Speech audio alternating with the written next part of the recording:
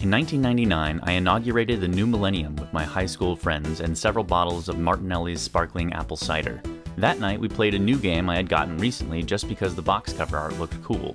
StarCraft. Must construct additional pylons. I say we played, but it was mostly just them watching me try my best and failing over and over. Eventually, I did get better and even tried playing against other people over the internet.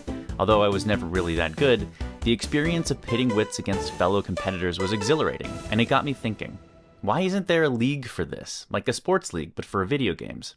I didn't know it at the time, but half a world away, there was a league for this. Exactly this, actually.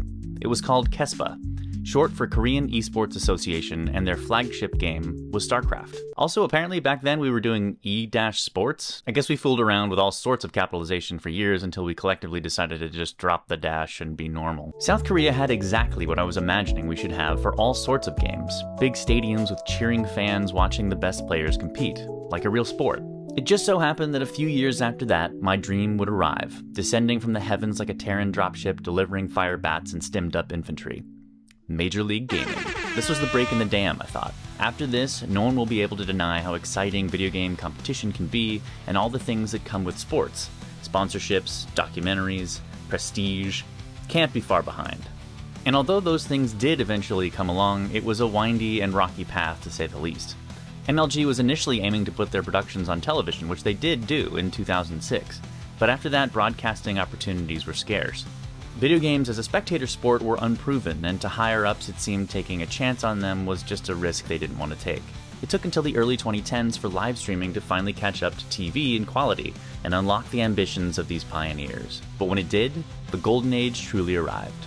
I cannot describe to you just how incredible it was, having imagined this alternate universe where gaming was a big deal with commentators and awards, having it suddenly coalesce into something tangible. This is exactly the sort of experience I want to get across in TeamStar. Like in our esports history, TeamStar's world is just coming to grips with this new arena of competitive gaming, especially the older generations who see it as either a waste of time or a passing fad or both. The truth is, even for the players, the sudden surge in popularity of TeamStar is a surprise. Where they were once fighting for $50 gift cards and recognition from their peers, they're now battling for more money than they've ever seen in front of millions of fans. It's a coming of age for the medium itself, coinciding with the adolescence and early adulthood of its most skilled players. It's a potent combination that can lead to explosive results, as both the industry and its pioneers break new ground together. But of course, for all the people with big dreams who want to elevate the game into something more, there are an equal number of hucksters, get-rich-quick schemers, and cheaters who just want a piece of the pie no matter what the cost.